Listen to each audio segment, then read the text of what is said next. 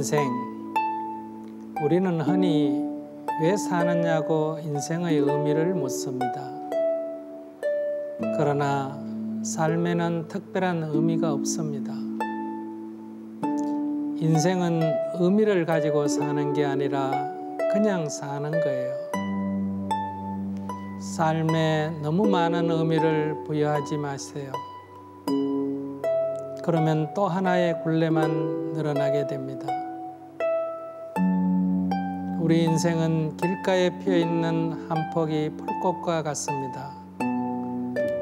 길가의 풀처럼 그냥 살면 됩니다. 나는 특별한 존재다. 나는 특별해야 한다. 이런 생각 때문에 자신의 하루하루 삶에 만족하지 못하고 늘 초조하고 불안하고 후회하는 것입니다. 특별한 존재가 아님을 알면 특별한 존재가 되고, 특별한 존재라고 잘못 알고 있으면 어리석은 중생이 되는 거예요. 내가 특별한 존재라는 생각을 내려놓고 길가에 피어있는 한 폭의 풀꽃 같은 존재라는 것을 자각한다면 인생이 그대로 자유로워집니다. 내가 남보다 잘나고 싶고 특별해야 한다는 생각 때문에 인생이 피곤한 거예요. 진정으로 자유를 원하고 행복을 원한다면 마음을 가볍게 가지기 바랍니다. 그러면 스스로의 삶을 행복하게 만들 수 있습니다. 삶이 별거 아닌 줄을 알면 도리어 삶이 위대해집니다.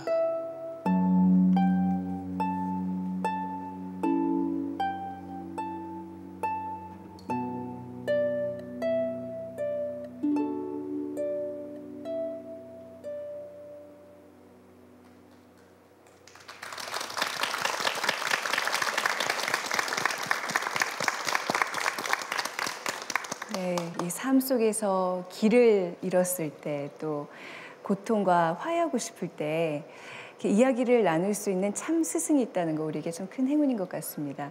오늘 깨어있는 수행자 법륜 스님과 함께 말씀 나누는 뜻깊은 시간 가져보겠습니다. 오늘 나오셔서 대단히 고맙습니다, 스님. 네, 반갑습니다. 네. 법륜 스님 하면 뭐 평화운동가, 그렇죠? 환경운동가, 또 뭐 막사이사이상을 수상하신 분 등등 타이틀이 엄청 많이 붙습니다. 그리고 또 많은 사람들의 삶 속에 나침반이 되는 그 법문으로 굉장히 또 유명하시잖아요. 그래서 그 굉장히 팬들이 많으시거든요. 알고 계세요? 네, 그렇습니다. 네. 오늘 그 시작을 인생이라는 글로 또 이렇게 열어주셨는데 왠지 글은 듣는 것만으로도 마음이 참 가벼워집니다, 스님. 특히나 보면 인생은 의미를 갖고 사는 게 아니라 그냥 사는 것이다. 삶이 별게 아닌 줄 알면 도리어 삶이 위대해진다. 우리가 보통 삶은 특별하다, 삶은 위대하다 이런 글들만 보다가 왠지 이런 글을 보니까 조금 낯선 감도 있네요. 네. 네. 대부분 이렇게 살면서 무거운 짐을 갖고 살아갑니다. 네. 어떤 의무감, 남편으로서, 아내로서, 부모로서, 또는 종교인으로서, 사회 지도층으로서. 그런데 사실은 저 푸른 폭이나 산에 있는 다람쥐 하나나 사람이나 큰 차이가 없습니다. 네. 그냥 하나의 존재, 작은 존재임을 알면 마음가짐도 가벼워지고 삶이 좀 자유로워지죠. 네. 근데 이게 너무 사명감을 갖고 살기 때문에 네. 행복하지 못한 것 같아요. 그 살면서 누구한테 선뜻 할 수 없는 질문 중에 하나인 것 같은데요. 오늘 이 자리 스님 앞이니까 한번 여쭤보겠습니다. 인생이 무엇인가요? 방금 낭독해 주신 글 제목도 인생이었습니다만.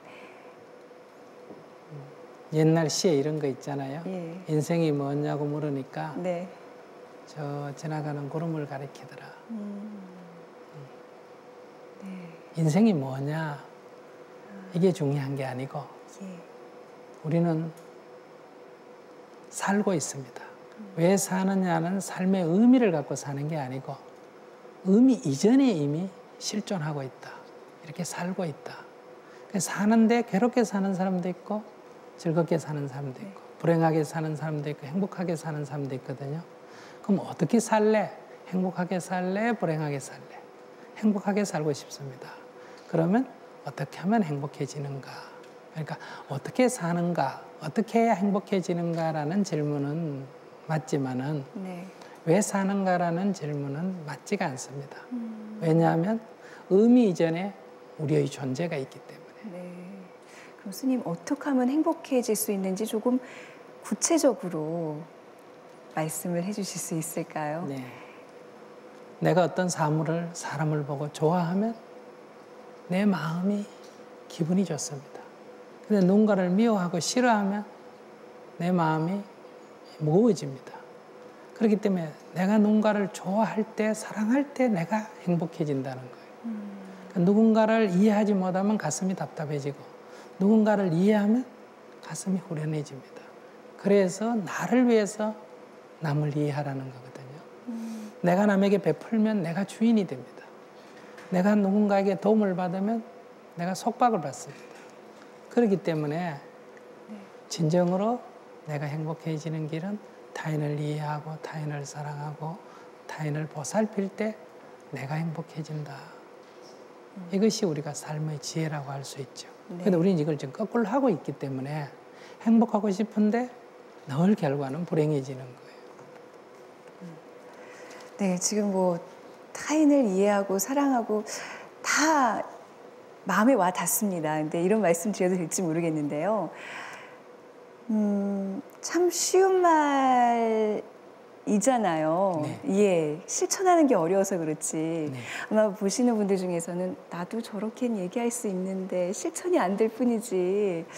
그런 좀 이렇게 그런 생각을 갖고 계신 분들이 분명히 있을 거예요. 아마 이런 좋은 말씀 이렇게 하실 때마다 스님 근데 너무 어렵습니다. 좀 구체적으로 더 말씀해 주시면 안 됩니까? 하고 이렇게 오히려 반문하는 분들도 계시죠. 네. 네. 이와 같습니다. 네. 담배 피우는 사람은 담배 피우기가 쉽습니까? 끊기가 쉽습니까? 끊기가 어렵죠. 예. 근데 담배 안 피우는 사람은 네. 안 피우는 건 아주 쉽습니다. 네. 그러니까 원래 안 피우는 게 쉬운데 네. 담배를 피워서 중독이 들면 안 피우는 게 어려워져 버리는 거예요. 예. 그러니까 이것 자체는 쉬운 거예요. 사랑하는 것이 자연스럽고 이해하는 것이 자연스럽고 보살피는 게 훨씬 더 자연스러워요. 그러나 우리가 이것을 거꾸로 잘못 알고 오랫동안 그 반대로 살아왔기 때문에 지금 그걸 고치려고 하니까 이미 습관이 돼가지고 잘 안 고쳐질 뿐이에요. 그것처럼 오늘 우리가 나를 행복하게 하는 길이 오히려 내 자신에게 어려운 것은 이렇게 불행하게 하는 그런 삶을 너무나 오래 말하고 생각하고 행동하고 살아왔기 때문에 그게 습관화가 돼서 네. 이렇게 되돌리는데 약간의 어려움이 있습니다. 그 말씀 지금 짧게 들어봤지만 그 삶과 인생에 있어서 그 행복은 결국 내가 어떻게 하느냐, 나한테 열쇠가 주어진 거네요. 그렇죠? 근데 아마 이렇게 삶과 인생에 대해서 방식은 다르지만 또 우리에게 끊임없이 아주 치열하고 뜨거운 질문을 던지는 분이 계십니다. 오늘 이 자리에 지금 모실 건데요. 먼저 낭독으로 만나보시겠습니다.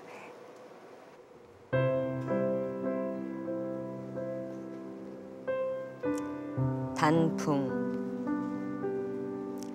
봄의 세입은 세입대로 단풍은 단풍으로서 예쁘고 낙엽은 낙엽대로 예쁜 것. 머리가 희면 흰대로 검으면 검은대로 좋은 것이고 주름살은 주름살대로 좋은 거예요. 그러니까 몸이 변해가는 것을 마치 비 오는 날도 있고 해 나는 날도 있고 내 뜻대로 되는 날도 안 되는 날도 있는 것처럼 하나의 자연 현상으로 그대로 받아들이는 게 수행입니다.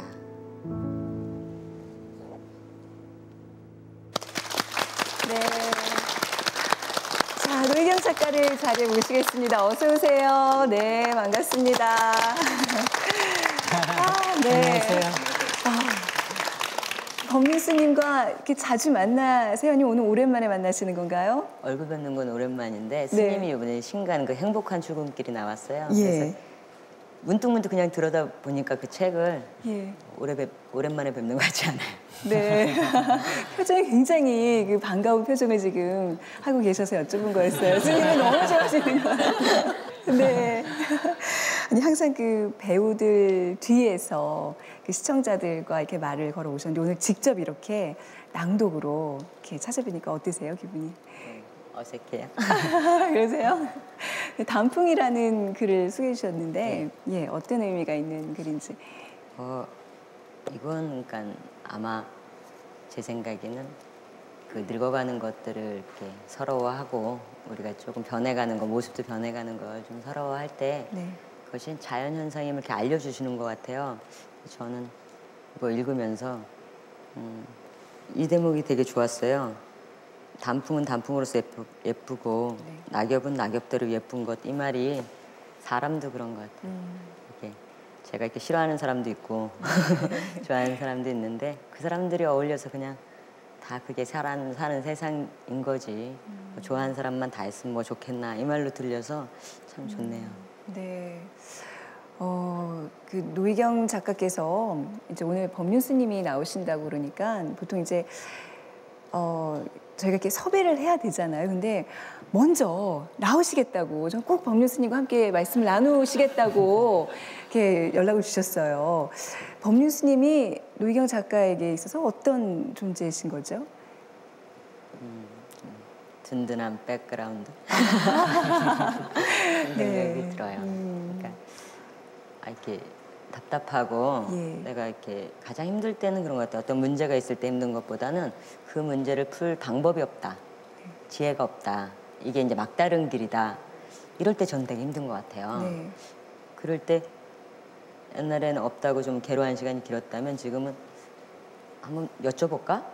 이런 마음이 들어요. 예. 그러니까 이게 책을 보든지 증문즉설 그 하시는 데를 가든지, 그러니까 옛날에는 답이 없어 그러고 한 뭐 일주일 틀어박힌다면 지금은 물어보지 뭐 이렇게 가볍게. 그러니까 그게 참 좋아요. 네. 물어볼 때가 있다는 게. 그렇네요. 그러면 혹시 그 스님께서는 이 노희경 작가가 정말 주옥 같은 그 드라마로 수많은 마니아층을 거느리고 있는 정말 대한민국 최고의 작가라는 사실을 아셨나요? 처음 만나셨을 때? 전혀 몰랐어요. 아, 진짜로요? 네. 아, 그럼 어떤 인상을 처음에 받으셨어요? 인상 좋잖아요. 네. 아마 네. 그 명상수련 하기 전에 만났으면 예. 험악한 인상이었을지 모르겠는데 자기 고뇌를 어느 정도 벗어나고 만났기 때문에 네. 인상이 좋았고, 그래서 나중에 이렇게 알고 난 뒤에 설명을 듣고 그분이었구나 이렇게 나중에 알았어요. 네, 스님 그 노희경 작가가 얼마나 대단한 작가냐면요, 우리의 마음을 울리는 그 수많은 명대사를 정말 탄생시킨 그런 작가입니다. 사랑은 교통사고 같은 거야. 교통사고처럼 그냥 길 가다 아무랑이나 부딪힐 수 있는 게 사랑이야. 어머니가 말씀하셨다. 산다는 건 늘 뒤통수를 맞는 거라고. 인생이란 놈은 참으로 어처구니가 없어서 절대로 우리가 알게 앞통수를 치는 법이 없다고. 뭐해 지금? 제가 마음이 아파가지고 이거 바르면 괜찮을 것 같아가지고.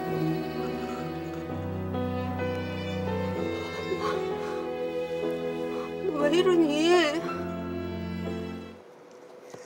네, 아마 많은 분들이 이 대사, 예, 지금 또 새록새록 그 장면들이 이렇게 떠올려지셨을 텐데 어떠세요? 이 대사들 들으니까 어떤 느낌으로 좀 다가오시나요? 인생이란 뒤통수 맞는 거야. 그것처럼 사는 것은 늘 그냥 그때그때 일어나는 일이거든요. 그러니까 그것을 있는 그대로 받아들이게 되면 결과적으로 여일하게 사는 거고 네. 나는 인생을 경기에 구애받지 않고 여일하게 살아야지 이렇게 결심하면 늘 우왕좌왕하고 살아가게 되는 거예요. 네. 그런 데서 제가 그냥 오늘 처음 대사를 들었는데 들었을 때 교과서적인 그 대화가 아니다 이런 생각이 들었어요. 네. 이렇게 명대사들 어떻게 이렇게 나오게 되는 건가요? 그냥 순간순간 떠올려지세요? 아니면 삶에서 나오는 대사들인가요? 잘 모르겠네. 근데 어쩔 때는 내가 살면서 이렇게 느낀 것도 있고 예. 또 어떨 때는 순간 나온 것도 있는 것 같은데 사람들이 그런 게 특히 이제 작가지망생들이 어떻게 하면은 대사를 잘 쓸 수 있어요 하고 묻는데 잘 모르겠어요 저는. 요즘은 근데 읽으면서 쓰면서 내가 지어낸 말이 없나 내가 이렇게 느끼지도 못하면서 가끔 어감이 좋아서 이렇게 갖다 붙이는 말들 남들이 이렇게 이런 말 하면 좋아할 것 같아서 갖다 붙이는 말들이 있어요. 저도 좀 많이 쓰거든요 그런 거. 그런 것들을 내가 좀 경계해야 되겠다. 그냥 좀 투박해도 엄마 전 누가 스스로 대사 쓴 거 중에 뭐가 제일 좋냐 그러면 밥 줘 이런 말이 좋아요. 밥 줘. 엄마가 뭐 이렇게 밥 줘? 얘한테 물을 때 꽃보다 아름다워할 때 그런 일상적인 대사 속에서 이렇게 느꼈던 정서들 그런 것들이 좋은 대사 같고요. 그러니까 그냥 가끔 근데 지어낼 때 좀 쑥스럽고 그래요. 네. 노희경 작가께서는 이제 작품의 등장 인물들을 통해서 그런 명대사들을 쏟아내시고 스님께서는 이제 직접 이렇게 인생 힘들어서 찾아오는 사람들에게 좋은 말씀을 해주시잖아요. 스님한테서 들었던 명대사 기억나는 게 있으세요? 진짜 많아요. 네. 그러니까 제가 그 중에 딱 하나만 정리하기가 뭐하지만 되게 긍정적이시거든요, 스님 말씀이. 근데 그게 긍정적일래서가 아니라 본래 그 삶이 긍정적이래요. 네. 근데 그 말도 되게 부정적으로 들렸는데 어느 날 내가 한번 잘해보면 내가 먼저 미안하다고 말해보면 진짜 내가 좀 더 아름다워지면 세상이 다 아름다워질 수도 있다는 이 말이 로 들리기 시작했어요. 되게 희망적인 말로. 그래서 제가 이렇게 그 말을 다른 사람들한테 많이 이렇게 좀 해줘요. 근데 사람들은 스님 말대로 아까 말씀대로 이렇게 중독이 돼 있어서 부정적인데 중독이 돼 있어서 부정적으로 많이 듣는 것 같아요. 네. 저는 그 말처럼 희망인 게 없겠다. 그게 내가 무언가를 노력해서 내가 행해서 조금이라도 아름다워질 수 있다면 세상이 남 해주길 바라면은 힘들잖아요. 내가 그냥 청소도 내가 해버리는 게 낫지. 그런 것처럼 그 말에서 그 말이 참 좋아요. 그 말씀이. 네. 네, 스님 이렇게 어려운 상황에서 찾아가서 아주 깊은 위로를 받고 싶은데 모든 잘못은 당신에게 있습니다. 모든 것은 다 내 탓입니다라고 말씀을 하시면 이렇게 잘 받아들이는 사람들도 있겠지만 되게 이렇게 허무하게 돌아가는 분들도 있을 것 같아요. 그 말의 진정한 의미는 무엇인가요? 의미 이전에 실제가 그러니까요. 실제가 그렇거든요. 근데 이제 내 탓이라는 것을 알게 되면 내만 고치면 되잖아요. 네. 근데 세상 탓이라고 알게 되면 세상을 다 고쳐야 되잖아요. 나 고치는 게 쉽겠어요? 세상 다 고치는 게 쉽겠어요? 나 고치는 게 쉽죠. 네. 그것이 나의 문제다. 원인이 나한테 있다. 이것은 조금 받아들여지기 어렵기도 하지만은 그러나 이건 희망이죠. 사실은. 그러니까 그러면 내가 행복해지고 싶으면 내가 불행해서 행복으로 딴 사람은 관여 안 하고 내가 전환할 수 있다. 이렇게 되니까 이제 지금 말씀하신 대로 인생에서 새로운 희망을 발견하게 된다. 네. 그 노희경 작가한테 질문을 하겠습니다. 노희경 작가의 드라마 보면 이게 보통 가족과의 사랑 뭐 이런 얘기들을 많이 다루잖아요. 가족 간의 사랑으로 이렇게 치유가 되고 뭐 이런. 근데 정작 본인께서 가족 때문에 많이 힘들고 괴로웠던 적이 있다고 들었어요. 괴로웠던 적이 아니라 늘 그랬죠. 이제. 아, 그러니까 그게 이제 크면 어렸을 땐 되게 좋았던 것 같아요. 공통의 어떤 것들이 있었던 것 같아요. 형제들하고는 특히. 그런데 이제 크면서는 이제 이 형제들하고 불화도 많고 특히 아버지하고는 이제 크니까 안 보게 되니까 안 보면 편할 줄 알았는데 계속 이제 아버지가 걸리죠. 그러니까 어렸을 때는 아버지가 뭐 말해도 이렇게 반항을 해봤자 신발 갖다 버리는 거 정도였는데 이제 내가 크니까 이제 공격적인 말도 이제 알게 되잖아요. 네. 그러니까 이제 아버지한테 하고 아버지 상처받고 아버지가 또 나한테 하면 그게 이제 되게 점입가경이 되는 거죠. 아, 네. 스님 이렇게 특히 가족과의 이런 불화, 가족한테 받은 상처, 특히나 이런 경우에 내 탓으로 다 이렇게 모든 거를 이렇게 돌리기는 참 쉽지가 않은 것 같아요. 가족 때문에 정말 힘들어하는 사람들을 위해서 좀 좋은 글 있으면 한편 좀 소개 좀 해주세요. 사람은 남을 볼 때 늘 자기 기준, 자기 잣대를 갖고 남을 보거든요. 그게 내 잣대지 그 객관적인 거 아니죠. 그래서 안방에 가면 시어머니 말이 옳고 부엌에 가면 며느리 말이 옳다. 이런 현상이 일어나거든요. 그래서 그 잣대에 대해서 읽어드리겠습니다. 네. 잣대.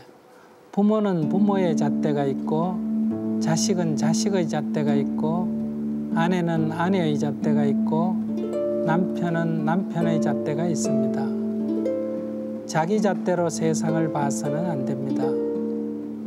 자식을 키울 때 부모의 잣대로 자식을 재단하면 자식은 그 울타리에 갇혀서 더 이상 성장할 수 없어요.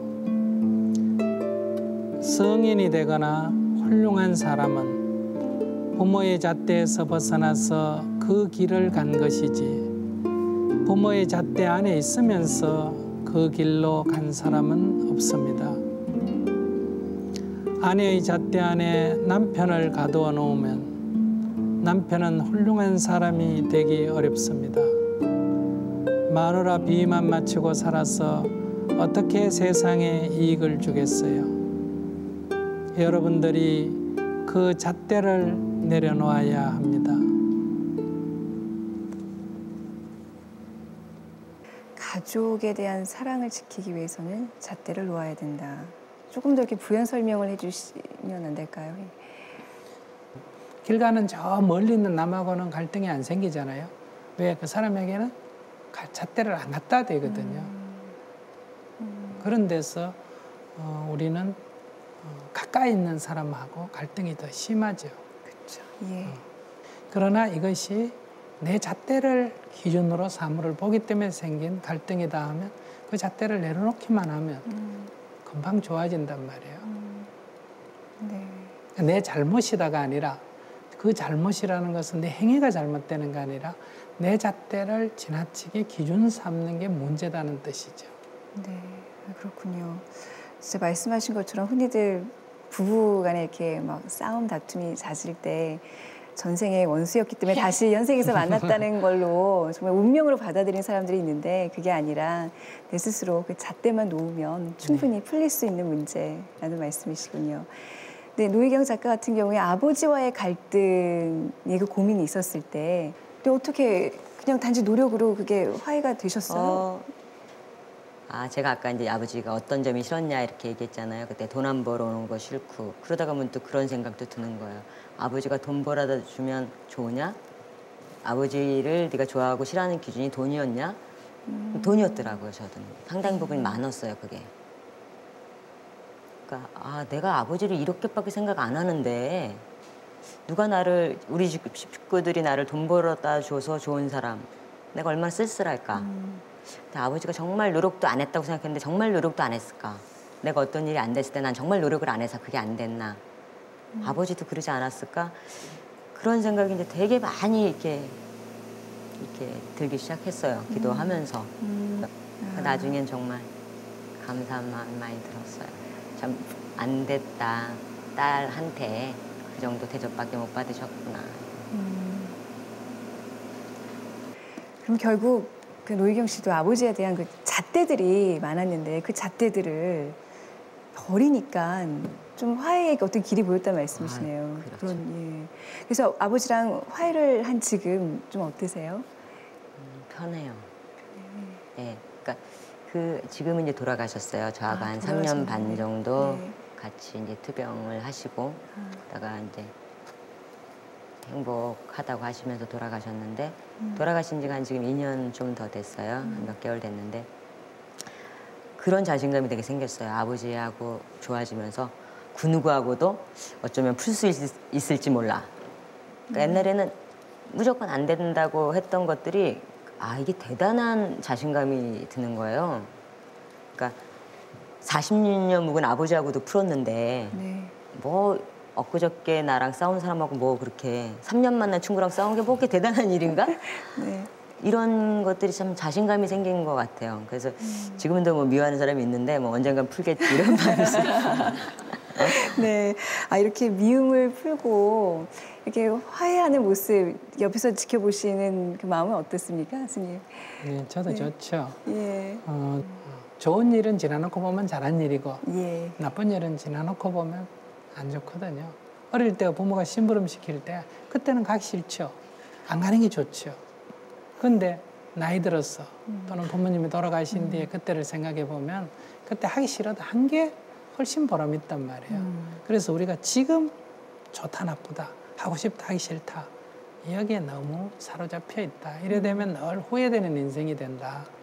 그래서 우리가 조금 더 멀리 보면 조금 하기 싫어도 해버리는 게 나을 때가 있고 하고 싶어도 멈추는 게 나을 때가 있거든요.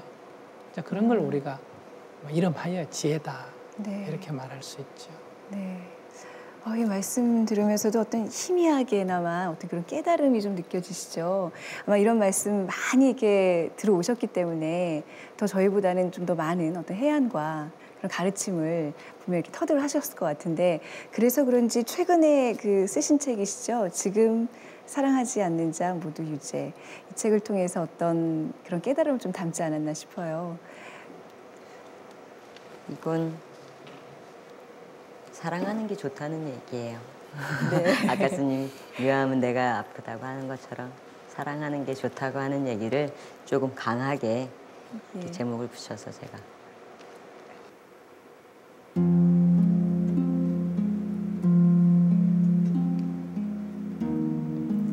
지금 사랑하지 않는 자 모두 유죄.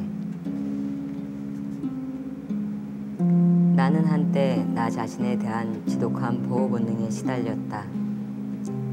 사랑을 할 땐 더더욱이 그랬다. 사랑을 하면서도 나 자신이 빠져나갈 틈을 여지없이 만들었던 것이다. 가령 죽도록 사랑한다거나 영원히 사랑한다거나 미치도록 그립다는 말은 하지 않았다. 내게 사랑은 쉽게 변질되는 방부제를 넣지 않은 빵과 같고 계절처럼 반드시 퇴색하며 늙은 노인의 하루처럼 지루했다. 책임질 수 없는 말은 하지 말자. 내가 한 말에 대한 책임 때문에 올가미를 쓸 수도 있다. 가볍게 하자 가볍게. 보고는 십지라고 말하고 지금은 사랑해라고 말하고 변할 수도 있다고 끊임없이 상대와 내게 주입시키자. 그래서 헤어질 땐 울고불고 말고 깔끔하게 안녕. 나는 그게 옳은 줄 알았다. 그것이 상처받지 않고 상처 주지 않는 일이라고 진정 믿었다. 그런데 어느 날 문득 드는 생각. 내가 미치도록 그리워하지 않았기 때문에 아무도 나를 미치게 보고 싶어 하지 않았고 그래서 나는 행복하지 않았다. 내가 아는 한 여자. 그 여잔 매번 사랑할 때마다 목숨을 걸었다. 처음엔 자신의 시간을 온통 그에게 내주었고 그 다음엔 웃음을, 미래를, 몸을, 정신을 주었다. 나는 무모하다 생각했다. 그녀가 그렇게 모든 걸 내어주고 어찌 버틸까 염려스러웠다. 그런데 그렇게 저를 다 주고도 그녀는 쓰러지지 않고 오늘도 해맑게 웃으며 연애를 한다. 나보다 충만하게. 그리고 내게 하는 말, 나를 버리니 그가 오더라. 그녀는 자신을 버리고 사랑을 얻었는데 나는 나를 지키느라 나이만 먹었다. 사랑하지 않는 자는 모두 유죄다.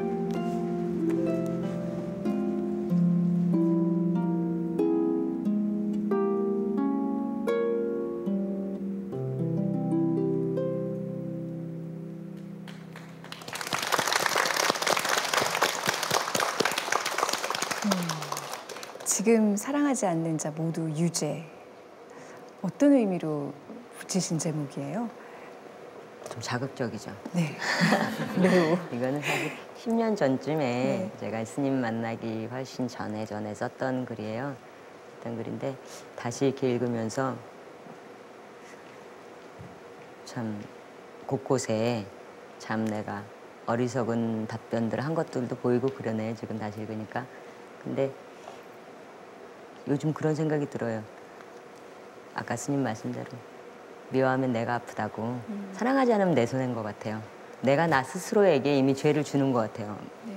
그러니까 남 미워하는 거, 이해 못하는 거 충분히 죄값을 받고 있다, 스스로가. 그러니까 이 말을 하면서 근데 나는 요즘에 잘하고 있나 이 생각이 드네. 네. 스님, 사랑하지 않는 사람들은 진짜 다 유죄인가요? 어떻게 생각하세요? 유죄죠. 그러니까 괴롭죠. 그 괴로운 게 유죄로 처벌받은 거예요. 네. 사랑하면 행복하니까 복을 받은 거예요. 네. 사랑한다는 게 근데 어떤 선까지, 그러니까 우리가 연인과의 사랑도 있고 부모와의 사랑도 있는데 모든 사람을 다 사랑할 수는 없잖아요. 정말 이렇게 같이 일을 하면서 부딪히면서 이해관계가 있고 미운 사람도 있고 다시는 보고 싶지 않은, 예, 정말 성격이 안 맞는, 어떻게 그런 사람들을 사랑을 할 수 있을까요? 근데 그러니까 우리 사랑할 수가 없기 때문에 네. 우리 인생은 사랑하는 것도 있고 미워하는 것도 있다 보니 행과 불행이 늘 교차하죠. 예. 그러니까 다 좋아하라는 건 아니에요. 그러니까 적어도 미워는 하지 말라는 거죠. 왜냐하면 미워하는 거는 상대가 틀렸다고 생각하는 거 아니에요. 네. 근데 사실 틀린 건 없어요. 다를 뿐이지. 내 잣대를 기준으로 삼으면 틀린 게 되지만은 그 사람 기준으로 하면 내가 또 틀린 게 되잖아요. 그러니까 객관적으로 보면 서로 다르다. 그러니까 다른 것을 인정하고 또 그 입장에서 한번 이해해 본다면 적어도 미움은 없어지게 된다. 그러면 우리 노 선생님 말씀대로 한다면 네. 무죄는 되겠는데 유죄는 면할 것 같은데. 네. 예. 이런 스님들의 좋은 말씀 하나 때문일까요? 그 노희경 작가의 드라마가 좀 많이 변했다라고 평가를 하는 분들이 계세요. 아픈 사람은 아픈 사람대로 그대로 살고 뭔가 그걸 그대로 봐주는 그런 시선이 좀 느껴져요. 그런 의도를 갖고 좀 글을 쓰게 된 건가요? 진짜. 예. 왜냐면 그는 스님 말씀 듣고 또 내가 사유하고 그걸 또 연구하고 이러면서 그런 생각이 들었어요. 아까 스님도 행과 불행이 교차하는 게 인생이라고 그러셨잖아요. 맨날 행복하면 덜 재미있을 것 같아요. 옛날에 그걸 아픔으로 받아들이고 네. 제가 상처받았겠다. 저 말에 제가 상처를 줬다. 막 이렇게 제가 판가름을 했던 것 같아요. 그 치유라는 말 속에서 많이. 언니하고도 뭐 이렇게 투닥투닥 할 때 있는데 돌았으면 아이고 나 또 언니한테 미안하다는 말 할 때 이게 또 코끝이 찡할 때 있어요. 예. 그게 재미지 이렇게 생각이 들어요. 네. 영향이 그 부분은 진짜 영향이 많죠. 드라마에도 그렇게 보이나요, 근데? 보입니다. 예. 그러니까 그 생각이 있으니까. 다툼 뭐 이렇게 뭐 불화 이런 게 불행이 아니라 어떻게 보면 행복으로 갈 수 있는, 더 단단하게 해줄 수 있는 그런 매개체가 될 수 있다는 거. 있는 것 같아요, 저는. 그런 게 좀 느껴지거든요. 스님 말씀 또 드라마를 통해서 보면 많은 사람들이 그 스님으로부터 어떤 정말 인생에 있어서 그 해법을 찾기 위해서 이렇게 찾아오는 분들이 많을 텐데 그 스님께서는 또 내 삶의 문제 밖에 있는 세상과 사람들에게도 많은 관심을 갖고 또 운동 실천을 하고 계세요. 뭐 북한의 아동들이나 아니면 제3세계 아이들의 빈곤 문제, 환경 문제 이런 것들, 이런 일들을 하게 된 계기가 있으세요? 배고픈 자는 배부른 자가 먹여야 합니다. 병든 이는 건강한 사람이 치료를 해야 되고 배우지 못한 아이들은 배운 이가 가르쳐야 합니다. 보살피지 못하는 어린아이들은 어른들이 돌봐야 하고 또 늙어서 보살핌이 필요한 사람은 젊은이가 돌봐야 한다. 이것은 어떤 특별한 일이 아니고 하나의 자연의 원리, 인간 삶의 하나의 순리가 아니겠는가. 이것은 남을 위하는 길이지만 사실은 자신의 행복, 자기를 위하는 길이다. 그런 데서 여러분들도 함께 동참했으면 좋겠어요. 네. 노희경 작가께서도 같이 이런 사회활동 동참하고 계시잖아요. 예, 이렇게 남한테 손을 먼저 내민다는 거 쉬운 일이 아닌데 어떻게 시작하게 되셨어요? 일단은 내가 꿈꾸는 세상을 내가 말하고 드라마 속에서 얘기하는데 진짜 입으로만 했구나 이런 자각이었던 것 같아요. 해보니까 재밌어요, 되게. 그래서 같이 하자는 순간에 봉사라고 생각하면 못한다고 그래. 해보면 재밌어. 그러면 하다 보면 또 사람들이 재밌어서 같이 해요. 네. 예. 그 두 분 이렇게 뭐 이렇게 봉사, 사회활동하시는 말씀 들어보니까 괜히 누군가에게 미안해지는 그런 마음 좀 들잖아요. 예, 나는 뭐 하고 있었나. 지금 이런 마음이 드는 분들에게 좀 좋은 글이 있다면 스님께서 좀 낭독으로 들려주시겠어요? 네, 제가 20대 젊은 시절에 제일 좋아했던 시인이고요. 어떤 허위식으로 살지 말고 정말 좀 진실하게 살아가자. 이 개인의 삶도 그렇고 우리 사회도 그렇고 역사도 그렇고 그런 데서 신동엽 시인의 껍데기는 가라 하는 그 시가 20대 저한테는 큰 힘을 줬어요. 그래서 그걸 여러분께 한번 읽어드리겠습니다. 네.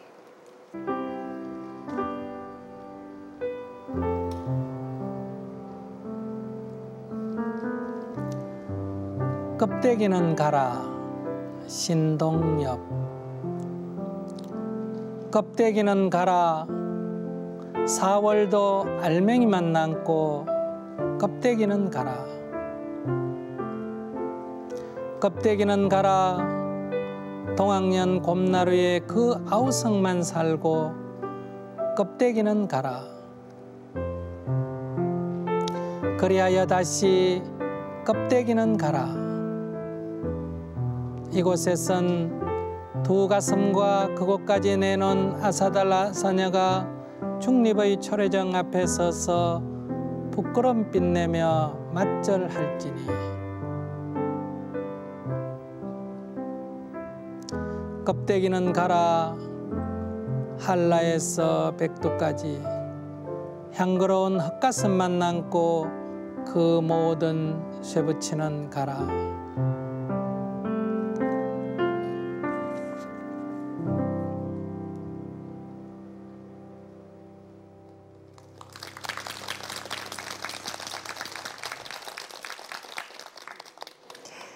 참 그동안 내 문제, 내 인생에 대한 얘기를 통해서 좀 마음의 무게를 덜고 내가 행복해지는 길을 찾아야 되겠다, 사실 그런 마음으로 스님과 얘기를 시작했는데 말씀 나누다 보니까 자꾸 얘기가 우리 쪽으로 흘러가면서 이 더불어 사는 삶에 대해서 좀 더 관심을 갖게 됐어요.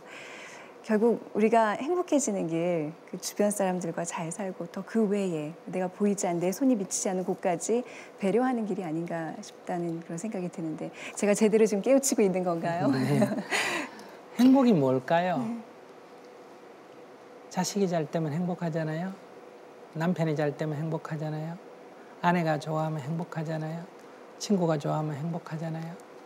행복은 사람과 사람의 관계에서 생겨납니다. 그런 데서 우리가 내가 함께 살아가는 이 세상, 작은 생명까지도 생명답게 살아갈 수 있는 그런 세상이 된다면 내가 행복해지죠. 우리 이웃에 고통이 없이 행복하다면 내가 기쁘죠. 내 문제가 해결이 돼서 기쁠 때도 있지만 다른 사람 문제들이 해결됐을 때 어쩌면 더 기쁠 때가 있어요. 그런 데서 삶이라는 것은 혼자만의 삶은 아니다.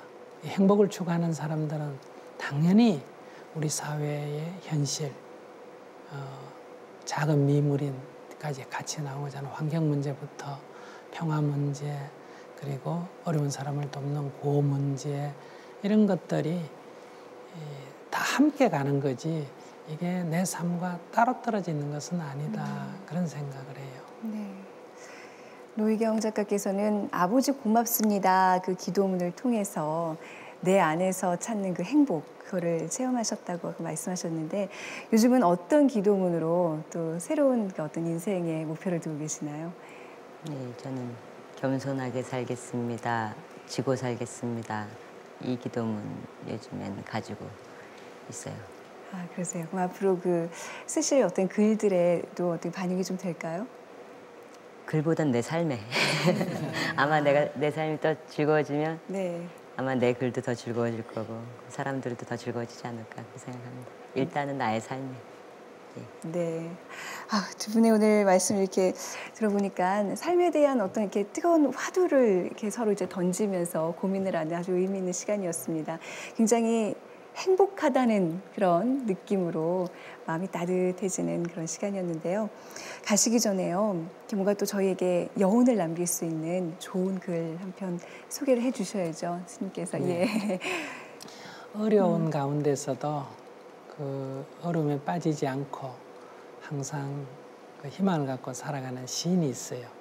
여러분도 잘 아실 거예요.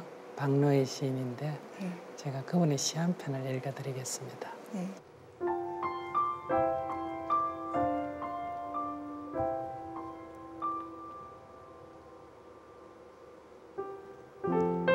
미래는 늘 가벼운 걸음으로 온다. 박노해. 저 가벼운 홀씨 속에 푸른 나무가 들어있다. 가벼운 나비춤 속에 과실의 꽃가루가 들어있다. 젊은이의 가벼운 몸짓 속에 미래 현실이 걸어오고 있다. 가벼운 것들을 가볍게 보지 마라. 무거운 욕망을 안으로 감추지 않아 맑아서 가벼운 것들을 무시하지 마라. 오늘 가진 것 적다고 함부로 보지 마라. 저 낮은 현장의 일하는 사람들에게 깃든 미래의 나침바늘을 가볍게 보지 마라.